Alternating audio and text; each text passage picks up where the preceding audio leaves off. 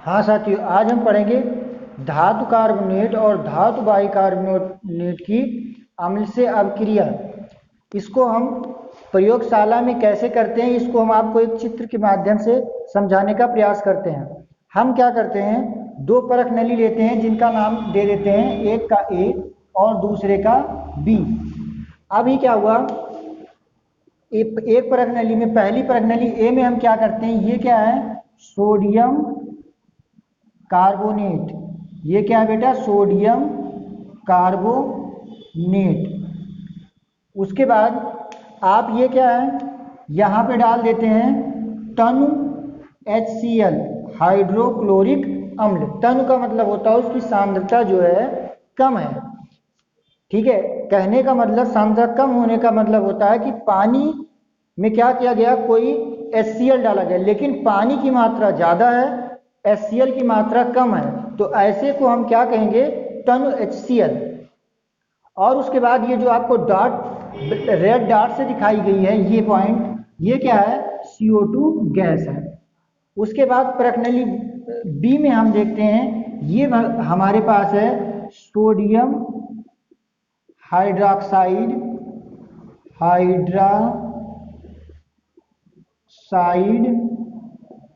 का विलयन।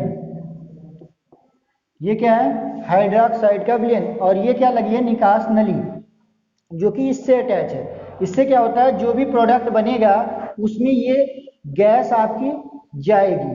ठीक है, उसके बाद अब ये क्या है, कीप है। ये कीप क्यों है बेटा, कीप इसलिए लगी है कि हमें अगर जैसे सोडियम कार्बोनेट डालना होगा तो इसी के माध्यम से हम डाल देंगे। अच्छा, हम क्वांटिटी की चर्चा कर लेते हैं। मात्रा, HCl जो होता है वो हमारा अप्रॉक्सीमेट लगभग 2 ml होता है, और ये जो सोडियम बाइकार्बोनेट होता है ये लगभग होता है 0.5 ग्राम। ये कितना होता है बेटा, 0.5 ग्राम। अब हम देखते हैं कि परख नली ए में कौन सी रिएक्शन हो रही है। ए में हम देखेंगे तो Na2CO3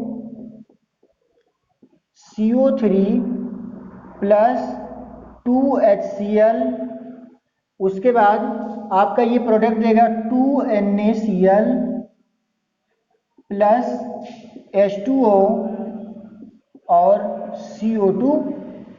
ठीक है, अब इसमें क्या हुआ, ये लिखा जाता है इक्वा, यहाँ पे इक्वा लिखते हैं। बाकी चीजें आप जान रहे हैं कि CO2 क्या है, एक गैस है, HO2 क्या है, सिंपली एक जल है, और NaCl ये लवण होता है।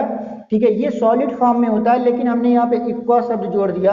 इसका मतलब ये होता है कि क्या है बेटा, ये NaCl जो है घुला है जल में, किसी चीज में घुला है, ये सॉल्यूशन के फॉर्म में या घोल के रूप में है।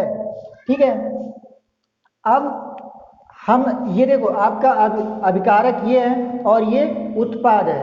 तो कहने का मतलब ये निकला कि जब भी हम किसी धातु कार्बोनेट की क्रिया अम्ल से कराते हैं तो हमको लवण, जल और कार्बन डाइऑक्साइड गैस प्राप्त होती है।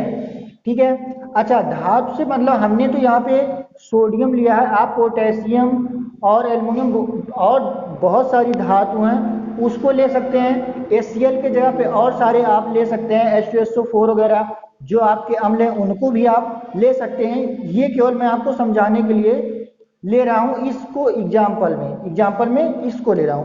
अब आप देखते हैं परख नली बी। परख नली बी में कौन सी रिएक्शन हो रही है। परख नली बी में हम अगर देखते हैं तो NaHCO3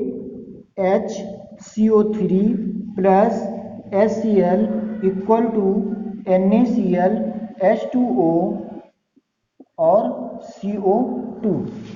अभी इसमें आप देखेंगे, जब सोडियम हाइड्रोक्साइड की क्रिया HCl से कराएंगे जो कि एक अम्ल है, देखो ये क्या है, धातु बाइकार्बोनेट, और ये क्या है, अम्ल है। उसकी जब क्रिया आपस में होगी तो NaCl जिसको कहते हैं सोडियम क्लोराइड, H2O और CO2 गैस, ये चीजें निकल के आती हैं। इस साइड को कहते हैं अभिकर्मक। अभिकर्मक क्या होता है बेटा, जो किसी रासायनिक अभिक्रिया में भाग लेता है उसको क्या कहते हैं, अभिकर्मक या अभिकारक। और जो हमको रिजल्ट के फॉर्म में मिलता है उसको हम कहते हैं उत्पाद। और अभिक्रिया में बेसिकली क्या होता है कि पदार्थों के बंध टूटते हैं और नए के साथ जुड़ते हैं, इसी को क्या कहते हैं बेटा, अभिक्रिया कहते हैं। और इसमें एक इम्पॉर्टेंट बात ये होती है कि जो प्रोडक्ट मिलता है उसको हम क्या करते हैं, CO2 गैस से पास करवाते हैं। और तो यहाँ से हमको एक चीज क्लियर हो गई कि जब भी धातु कार्बोनेट तथा कार्बोनेट की क्रिया अम्ल से होगी तो क्या होगा, लवण, जल और आपका ये CO2 गैस, ये तीनों चीज आपको प्रोडक्ट में मिलेंगी। चाहे यहाँ पे कोई भी मतलब तत्व जो होना चाहिए वो धातु होना चाहिए, चाहे एल्युमिनियम हो, पोटेशियम हो, मैग्नीशियम हो, कोई सा हो, आपको रिजल्ट के फॉर्म में एक आपको लवण मिलेगा, जल मिलेगा और oxygen gas carbon dioxide gas मिलेगी। आज की क्लास के लिए बस इतना सा ही। धन्यवाद। नेक्स्ट क्लास में आपको हम फिर मिलेंगे।